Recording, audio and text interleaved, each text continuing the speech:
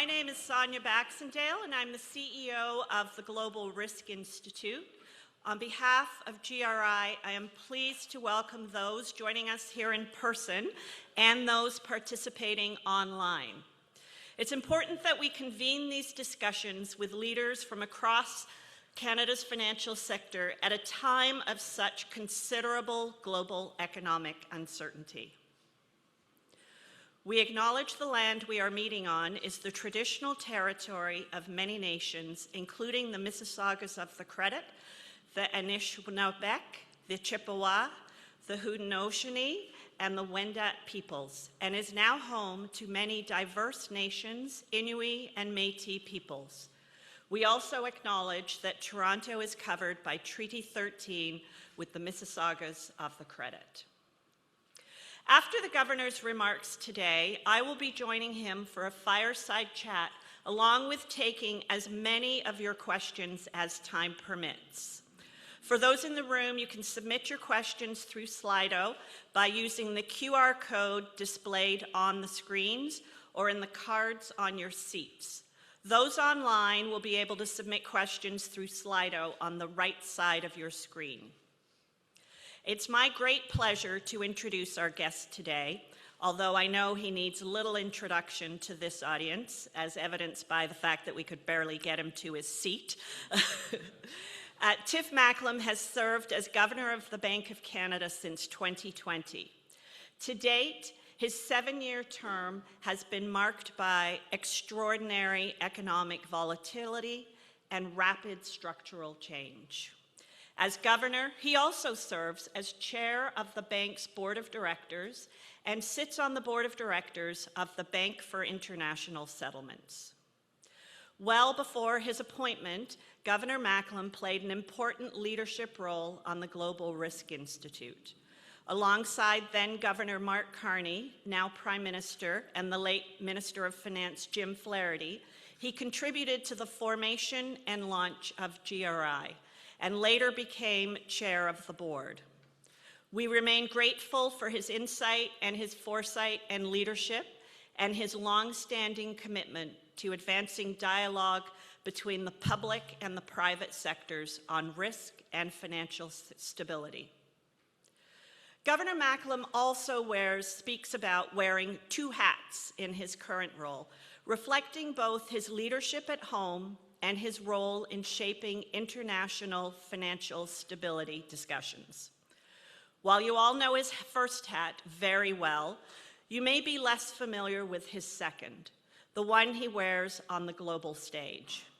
Governor Macklem holds a number of international leadership roles, contributing to global coordination amongst central banks and regulators.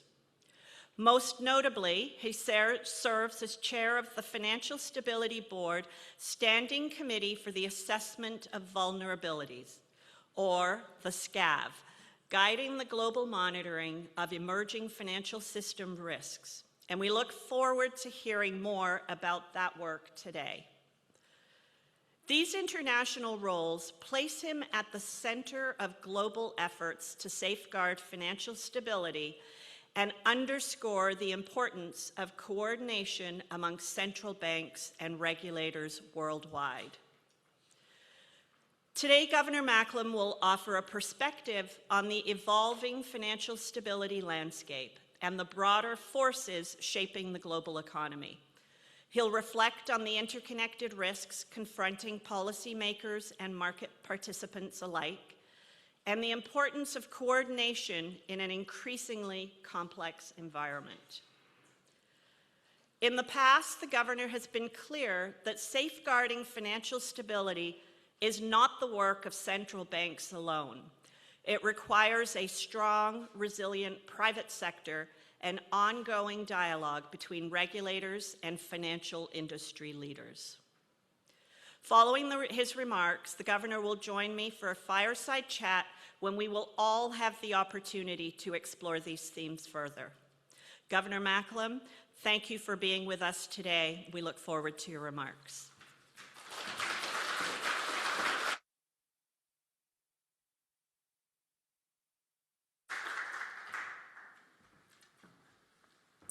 Well, thank you, Sonia. It's a real pleasure to be here. Sonia, you forgot to mention my most important accomplishment, though, over many years, and that was I was chair of the board of GRI when we hired Sonia.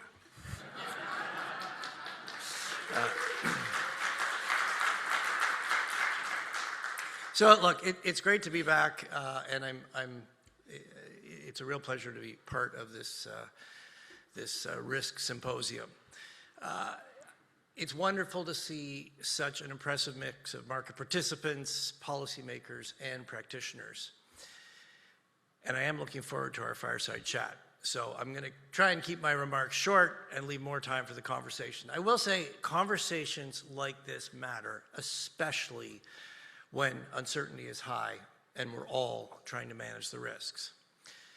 As we speak, the actions taken against Iran by Israel and the United States have increased volatility in energy and financial markets considerably, and there's a lot of uncertainty about the duration and fallout of this conflict.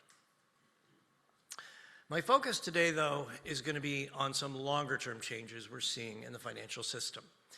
And I'm here today, as Sonia mentioned, really wearing two hats. Of course, I'm always governor of the Bank of Canada. I am also chair of the Financial Stability Board's Standing Committee for the Assessment of Vulnerabilities, or as Sonia said, SCAV, as we call it. The role of SCAV is not to predict the next financial crisis, and it's not to prescribe policy.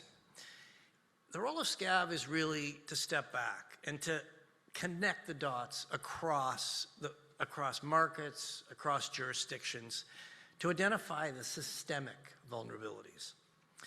The goal is to understand the pressure points so they don't become fractures. The global reach of the FSB complements the work of domestic regulators and central banks. It does that by giving us that international dimension. It also complements the work of the private sector. Market participants generally do a good job of managing the risks they face individually.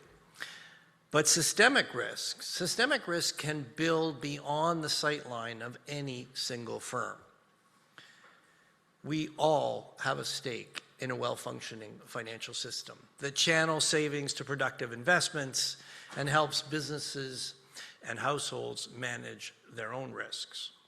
But to work well, the financial system needs a competitive marketplace, it needs clear rules and good information. And because money moves across borders, the perspective needs to be global with a degree of international coordination. I'm going to start today with a quick overview of the broader risk landscape, and then I'm going to dive in and go a little deeper on the growth of new players, and in particular, two areas of risk where SCAV has been paying a considerable amount of attention. First, leverage trading by hedge funds in government bond markets, and second, the rapid growth we're seeing in private credit. My goal is not to alarm, but it's to shed light on the systemic nature of these risks. It's to highlight the need to close data gaps, and it's to deepen understanding. The aim is not to impede the private sector, it's to help the private sector what it does best, seek return while managing risk. So let me start with the economic backdrop and the risks to the outlook. Despite trade disruptions and geopolitical risk, global growth has actually been quite healthy.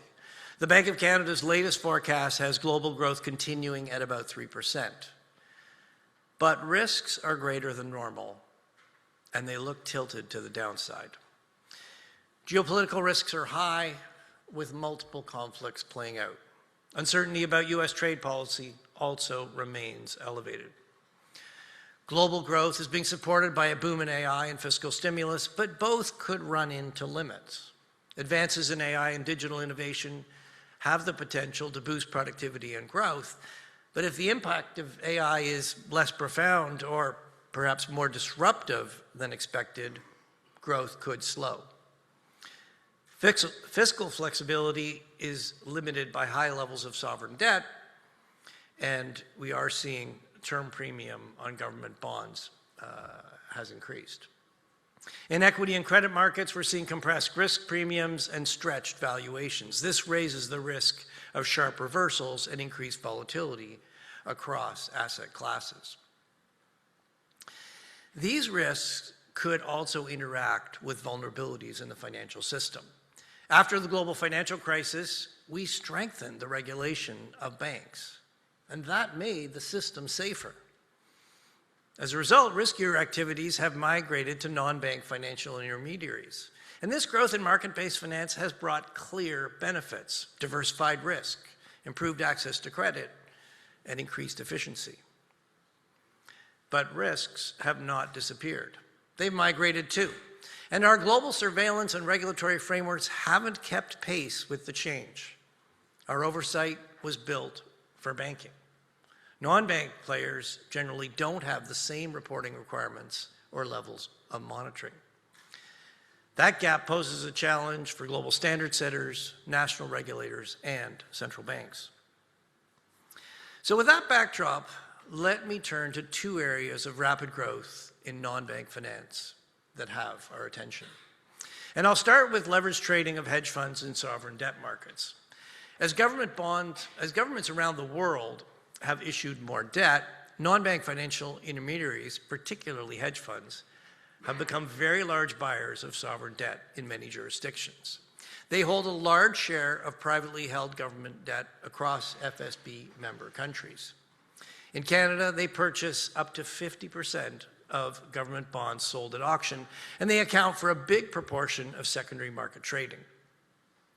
In short, they've become central to how sovereign markets function, both globally and here in Canada. Their participation has important benefits. Hedge funds help distribute large volumes of issuance to end investors. They support liquidity and price discovery. And as their name implies, they hedge risks. Bond purchases are often covered by short positions in future contracts or interest rate swaps.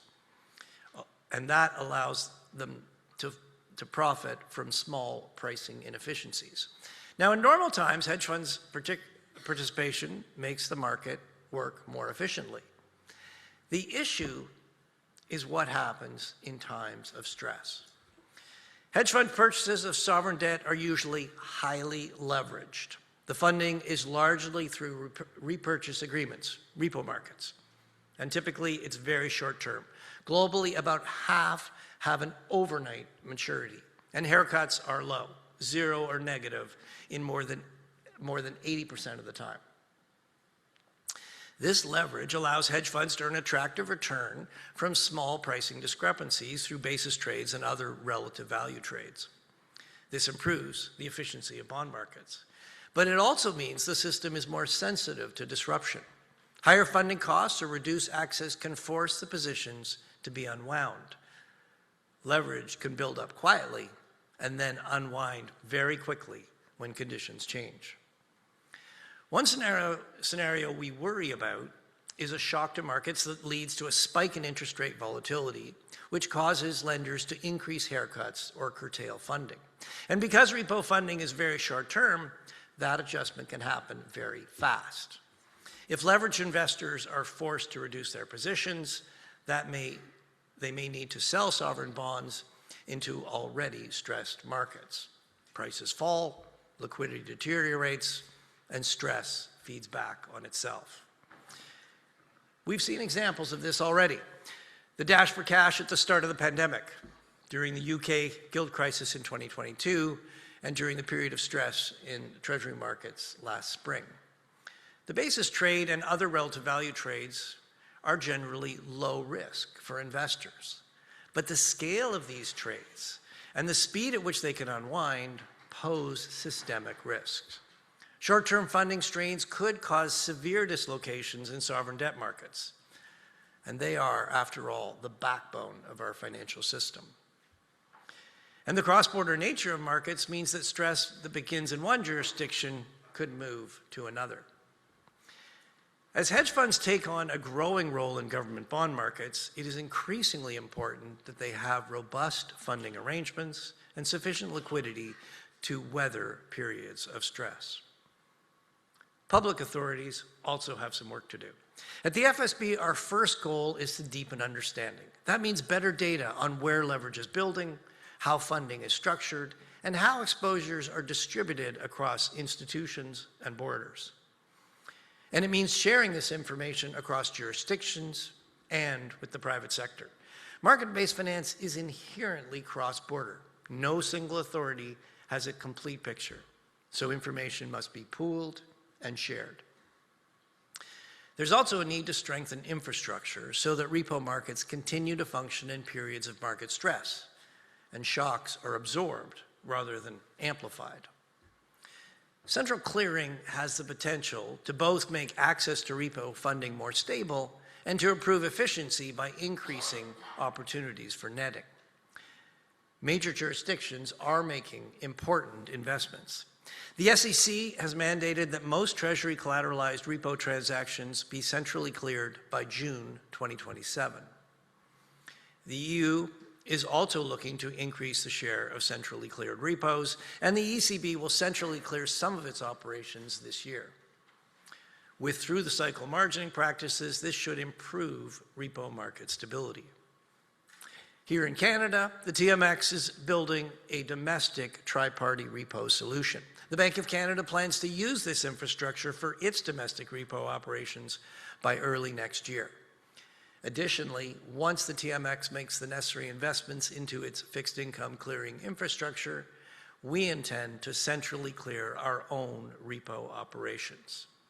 This will make central clearing more attractive for market participants. These infrastructure improvements should also provide greater confidence that markets will keep working under stress. Okay. The second area I want to focus on is private credit. What is private credit? Private credit is non-bank lending to firms, and this includes direct lending by both large institutional investors and investment funds. The market has grown quickly, with a global footprint that now measures in the trillions of dollars. Growth in Canada hasn't been quite as fast, but Canadian pension funds and insurers are active, sophisticated players, and they have private credit exposures internationally. Private credit fills real gaps. It provides financing to companies that may not be well served by traditional banking or public markets. It offers faster execution, more tailored structures, longer-term capital commitments, and greater flexibility for borrowers with complex or unconventional needs. It has increased competition in credit markets and broadened access to funding. And it's playing an important role supporting new investment cycles. Private credit is expected to be an important source of debt funding needed to grow AI infrastructure. The issue is not with private credit itself. It's how private credit will behave under stress and the risks this poses to the broader financial system. Engaging those risks isn't easy. We don't have a lot of history. Private credit hasn't been through a full economic downturn. Like public and bank credit, it carries risks involving credit quality, underwriting standards, and the amount of total leverage taken on by firms. But private credit is also intrinsically more opaque. Unlike public credit markets, private credit positions are not regularly marked to market. Assessing underwriting standards, covenant quality, and the true degree of embedded leverage can be difficult. Liquidity is also more limited. There can be a mismatch between investors' desire to exit and funds' ability to accommodate that. Further, it can be hard to connect the dots across the system, both within the private credit sector and between private credit and the rest of the system. The opacity of private credit means investors may not have enough information about the quality of the loans held in their funds. A spike in defaults could prompt them to try to exit their positions quickly. This could cause severe strains, including spillovers to public credit markets. Again, as with hedge funds, the concern is how stress in private credit could transmit to the core of the financial system. Banks and issuers are linked to private credit through lending, sponsorship, warehousing, and risk transfer. That means weaknesses in private credit could spill back into the regulated sector. And because private credit is increasingly global, those spillovers could travel across borders. We've recently seen a few signs of strains in private credit markets. Although the recent high-profile defaults were contained, they have raised questions about the quality and transparency of underwriting. At the FSB, we're working to improve understanding and the monitoring of private credit. Regulatory authorities need visibility into leverage, liquidity transformation, and underwriting practices. And we need to understand the internet connections between private credit and banks. Surveillance needs to be enhanced so we can monitor how risks evolve as this market grows. That includes tracking cross-border exposures, funding structures, and the potential for correlated stress across institutions and jurisdictions. And once again, global coordination is critical. Private credit sits at the intersection of markets and institutions, so we need cooperation across authorities and across borders. Okay. I'm looking forward to the discussion. So let me wrap up. The rise in non-bank players in global debt markets is not a problem to be solved. The growing participation of hedge funds and private credit in global finance is part of a healthy financial system. Mais ces nouveaux acteurs en pleine croissance amènent des risques qui méritent plus d'attention. Les risques pourraient augmenter plus vite que notre capacité à les comprendre et les atténuer. L'incertitude économique est déjà élevée. On ne peut pas se permettre d'ajouter de l'instabilité financière. On compte sur le secteur privé pour être la première ligne de défense. À mesure qu'on va mieux comprendre les risques systémiques, il sera important de communiquer avec vous. Et on doit travailler main dans la main pour renforcer l'infrastructure des marchés financiers essentiels. Ensemble, on peut faire connaître les enjeux et bâtir la résilience. Quand les tensions vont survenir, tout le monde devrait être prêt. New and rapidly growing players bring risks and vulnerabilities that need more attention. Risks may be growing faster than our ability to understand and mitigate them. Economic uncertainty is already high. We cannot afford to add financial instability to the mix. We are counting on the private sector to be the first line of defense. And as we gain understanding of the systemic vulnerabilities, it's critical that we communicate with you. And we need to work hand in hand to strengthen core financial market infrastructure. Together, we can raise awareness and build resilience. So when the stress comes, because when the stress comes, we all need to be ready for it. Thank you very much.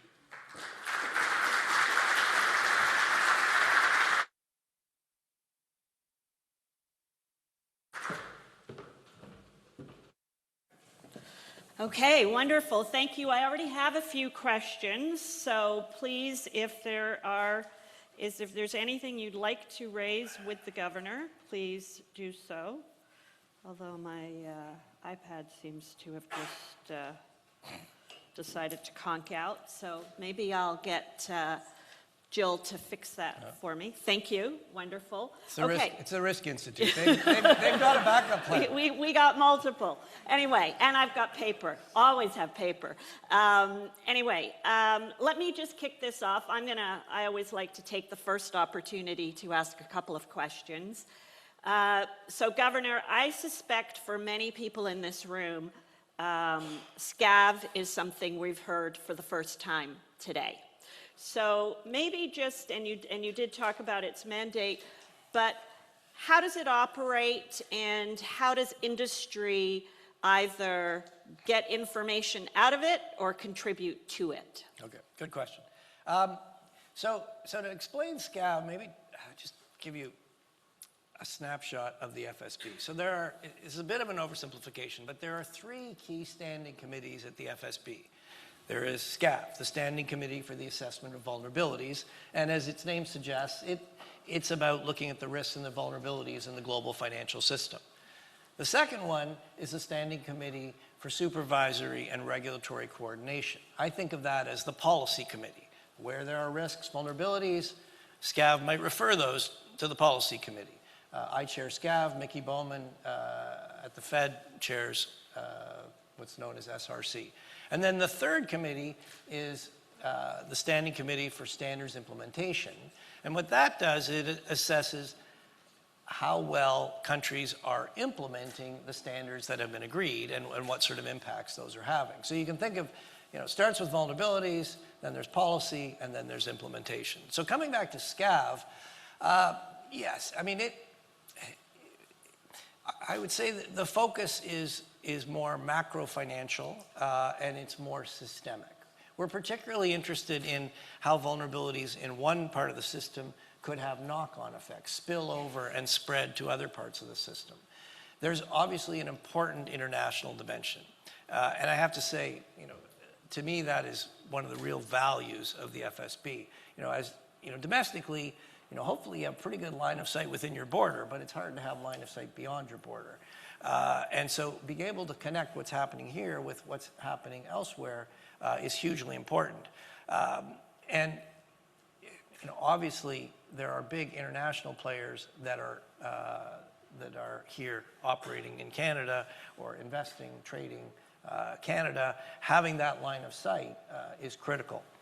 As I said, it's not about trying to predict the next crisis. SCAV's job is not to prescribe policy. Where we do see issues, we can refer it to the policy committee of the FSB. There are also the standard setters. I'm certainly in contact with the Basel Committee, for example. And what I would stress is the post-GFC reforms have strengthened the resilience of the financial system. And I think, despite everything we've been through in the last number of years, the financial system has held up very well. But the system is changing. It is evolving. That's a good thing. But we need to keep up. We need to make sure we understand those risks. You need to make sure you understand those risks. And that's where the FSB, I think, can play a role. We do have, SCAV does have regular outreach with the private sector. In fact, we had a meeting here last fall. I brought in a number of leading hedge funds and private credit players here in Canada so that we could hear directly from market players. And where, where you'll see things from us, we just published what we call a deep dive study. It's, probably 30-page study on repo markets.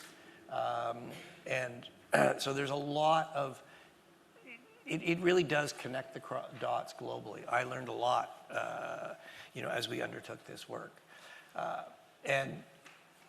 So I mean, I think you want to sort of watch the stuff that is coming out of the FSB.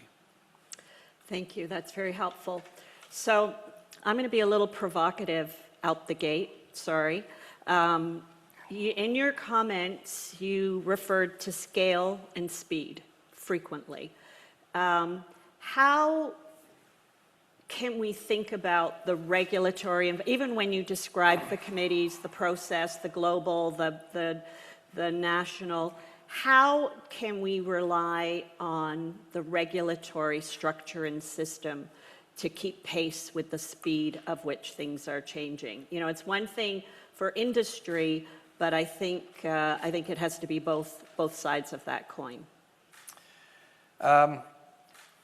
Well, look, I think it's a real issue. I think certainly from the perspective of the FSB, Andrew Bailey, who's chair of the FSB, I chair SCAV, we are committed to strengthening the surveillance function. I think look, the reality is we're in a world that is more uncertain. There are more risks. Against that background, there is going to be a real premium on understanding the systemic nature of those risks. And the reality is there's not going to be a regulatory response for every problem. The pendulum, for one thing, is kind of swinging away from regulating everything to taking a more targeted approach. That means, we're going to be relying importantly on the private sector to make sure to be that line of defense. And the basics of risk haven't changed. Leverage, capital, liquidity. But the systems there are new players. That is making the system more complicated.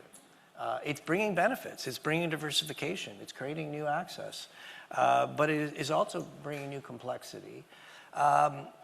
It's also creating new interconnections. And the reality is, as it becomes more complex and there's more interconnections, it can be easier to hide leverage. That puts a premium on your due diligence. Make sure you really understand the risks that you're taking. Think about not just how things are working in normal times, but think about times of stress. I know you do, but think not just about, don't think about that narrowly. Think about what could the knock-on effects be. So we, I think, have an increased responsibility to try to understand those. We get it. It's hard for you as an individual firm to have that macro financial perspective, to see those systemic consequences. So that's our focus, and we will be doing our best to uncover those and to communicate with you. Look, we're going to have to become more nimble. World's changing faster. We got to catch up. We got to keep up. Yeah, well, we all are struggling to keep up with the amount of changes. I had breakfast with Michael Zerbs yesterday, and in our conversation, we said the focus would be different depending on whether we had the conversation with you this week or last week or the week before, in terms of how things are changing so quickly.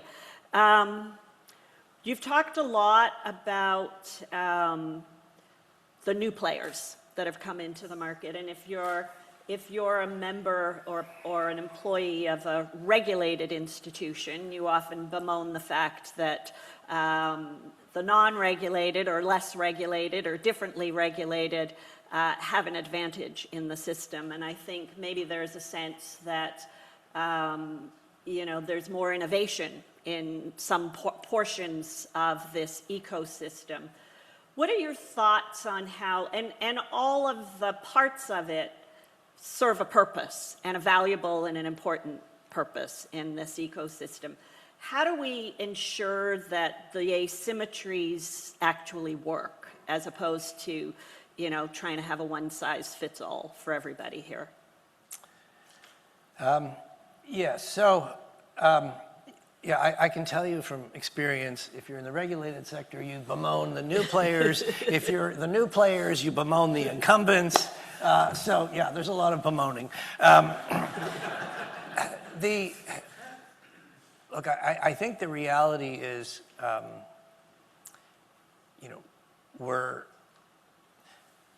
go back to something I said, I don't think we see regulation as the solution to every problem here. There are real benefits to these new players. And keep in mind, when we reformed, the post-GFC reform, they were deliberately trying to drive some of the riskier activities out of banking to other parts of the system. This isn't an unintended consequences. This was deliberate. What we need to make sure, though, is that they don't inadvertently come back into the core of the system. Take private credit. One of the things you can see from the hairline cracks we've seen in private credit and those recent defaults is that the fact that the exposures to private credit are well known, but actually banks also had direct loans to some of those players that are bankrupt.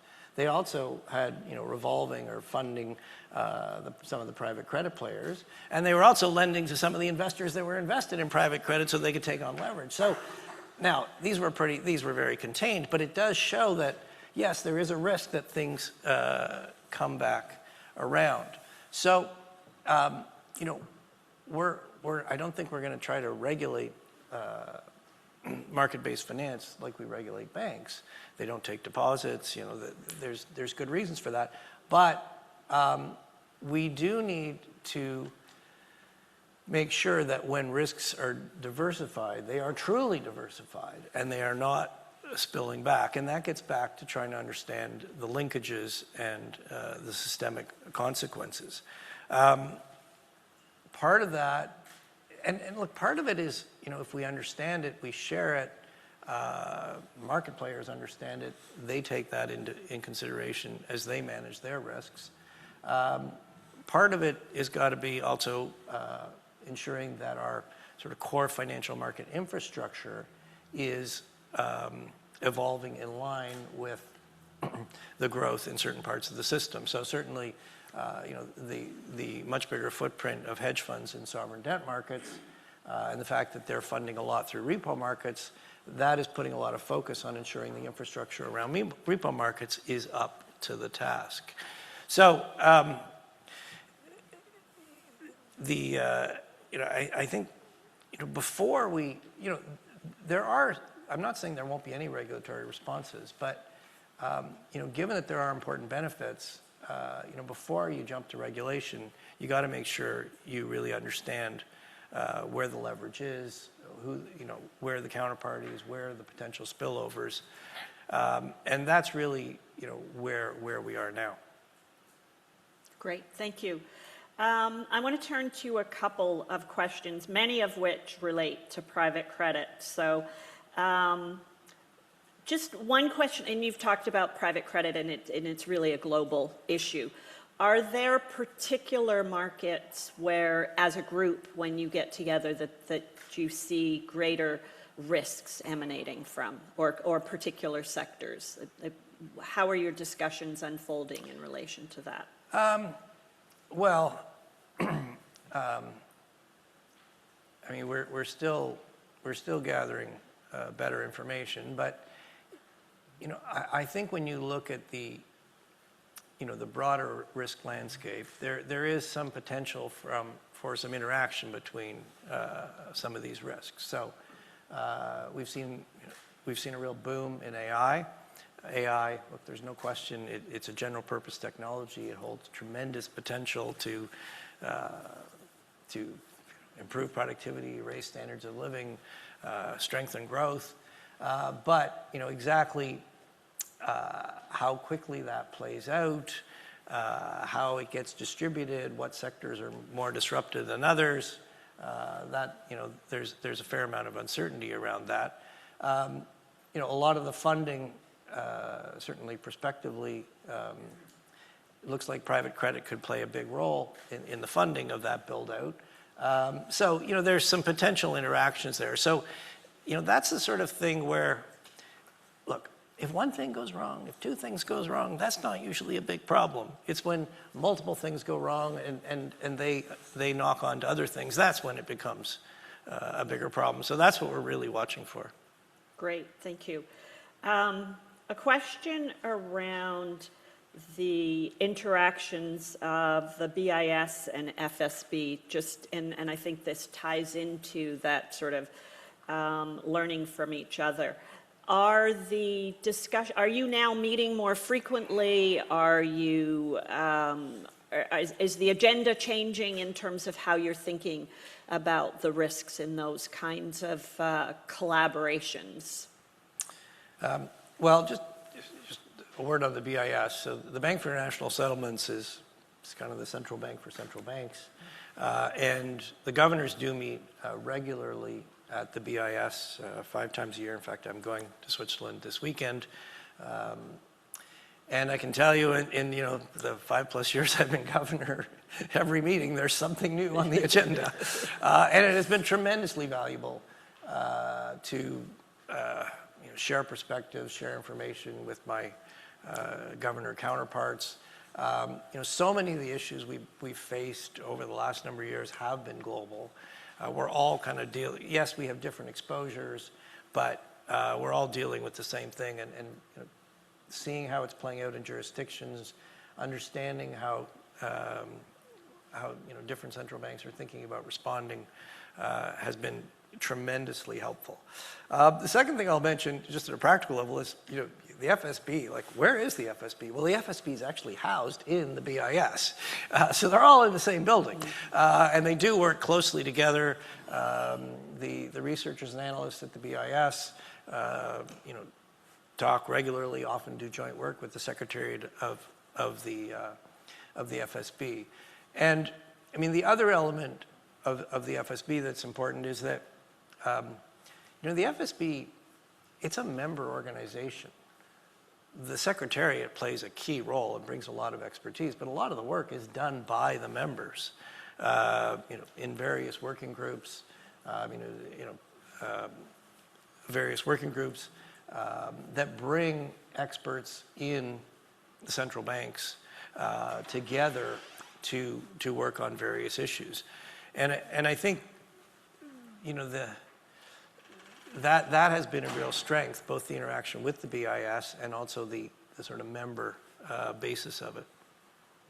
Great. So I have a number of questions about how the Bank of Canada is factoring in some of the events taking place. So I'll just zero in on two, which seem to be coming up the most, and that is how you're factoring in the tariff discussion, the CUSMA discussions, probably most relevantly, and also the current Middle Eastern situation.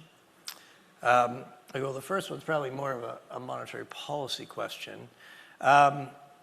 So we actually, in our last monetary policy report, we had an appendix that sort of outlined a range of possible outcomes for CUSMA. I don't think I need to take you all through those, but how are we managing the uncertainty? For a while, when Trump first came out with various tariff threats, there was just so much uncertainty. We didn't even publish a forecast. We published scenarios, low tariff, high tariff.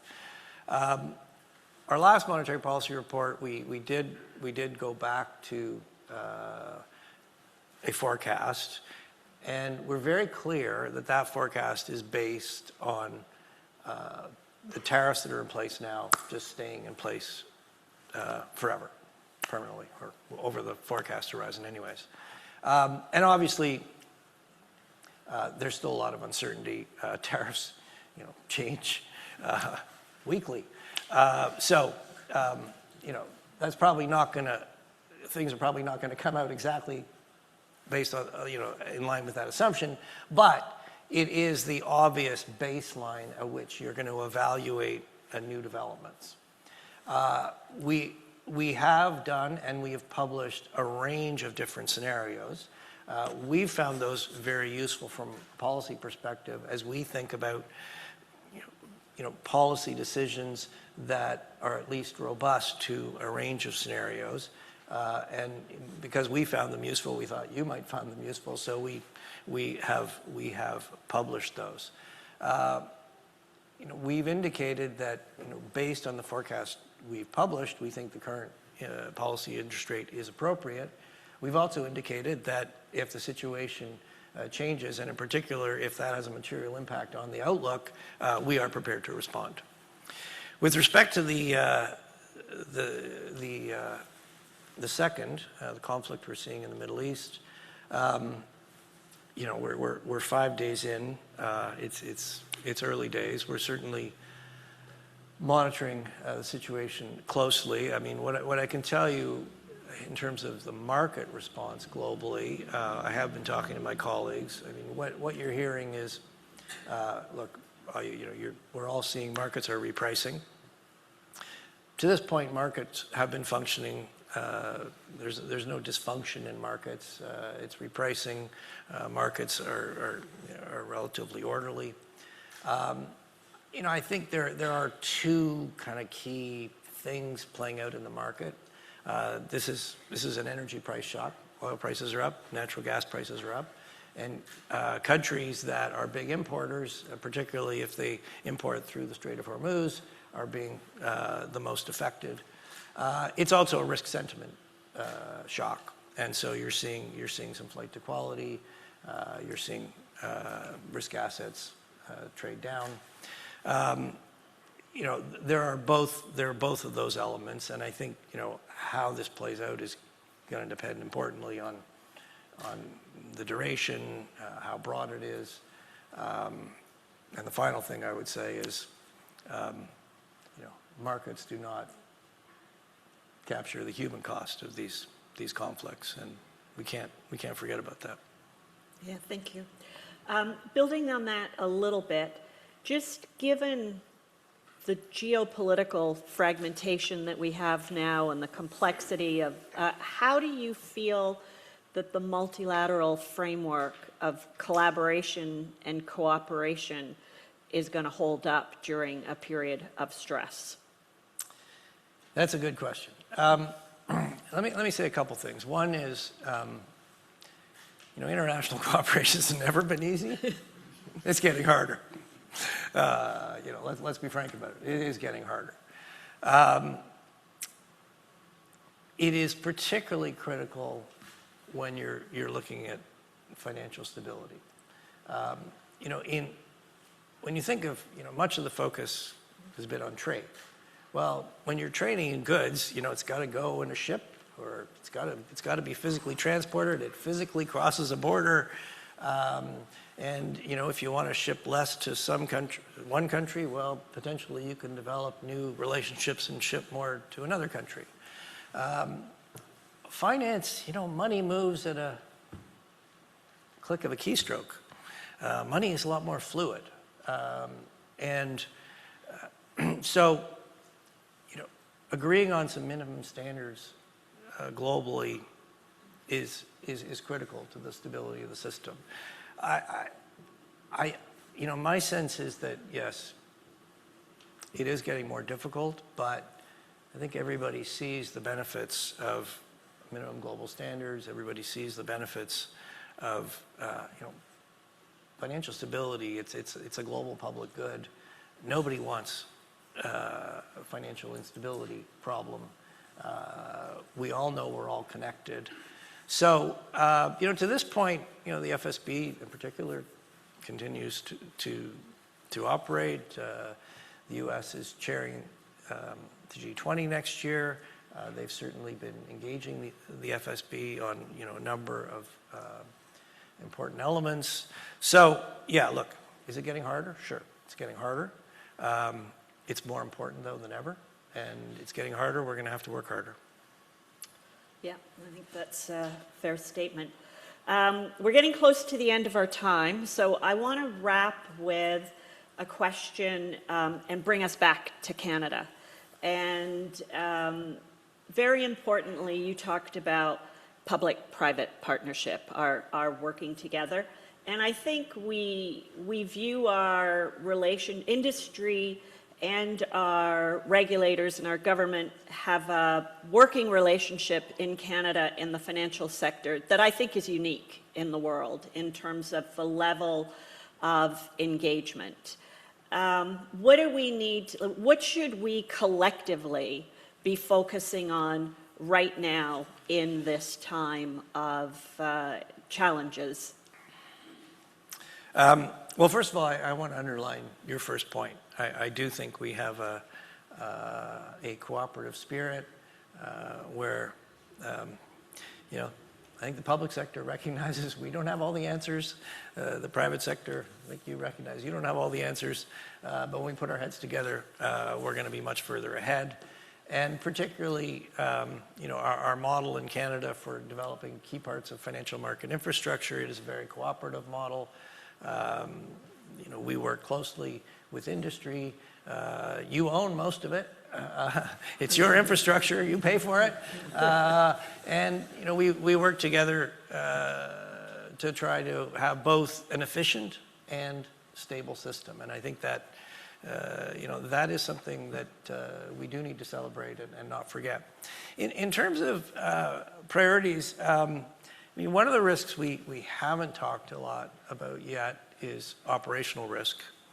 That includes cyber, that includes technological disruptions, other events. And look, I think the operational risks have been appropriately getting more attention, and certainly we rely very heavily on boards, on management to set the right risk culture, to do testing, to do contingency planning, and particularly in an environment where there's more global conflict, focus on those operational risks it needs to be heightened. From a systemic point of view, one of the challenges on the operational side is there are a relatively small number of key third parties that many of you rely on, support key parts of the infrastructure, both here in Canada and globally. And you do need to be thinking about if there's a problem with one of those, it's not just going to affect you, it's going to affect many of your counterparties. So there are systemic elements there too.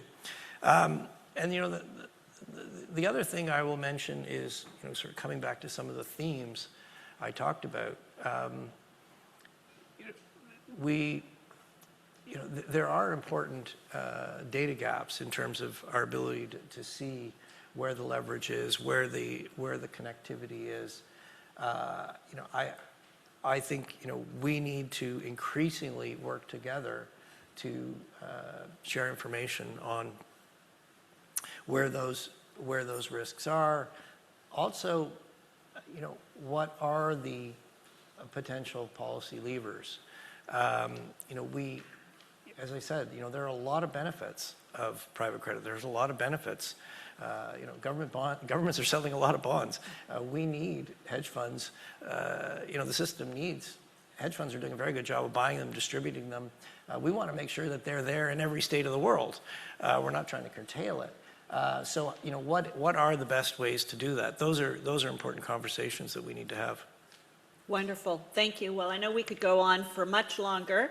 So thank you very much for always being available, except during blackouts, of course, for your candor, for engaging with industry. I know you're always open to having input and having the dialogue. So we really appreciate that, and it's a privilege to have you here with us.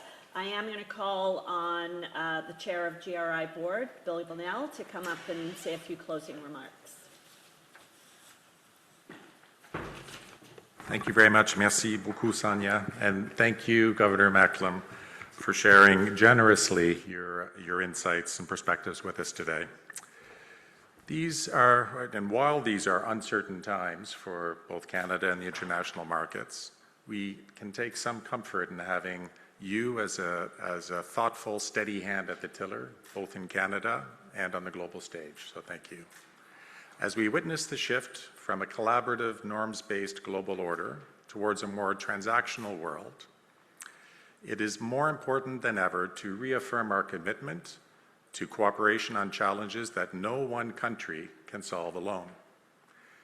Governor Macklem brings a uniquely Canadian perspective to international forums like the BIS and the FSB, helping ensure that global standards on capital, liquidity, crisis management, and emerging risks reflect real policy trade-offs, not just the priorities of the largest economies. In an era of fragmented geopolitics and tightly coupled financial systems, his brand of credible, bridge-building leadership matters. And a brief note of acknowledgement: when Governor Macklem spoke publicly earlier this year in support of the independence of central banks, many Canadians welcomed his clear affirmation that monetary policy decisions should be based on evidence and not politics. It was a principled stand and an important one for global financial stability.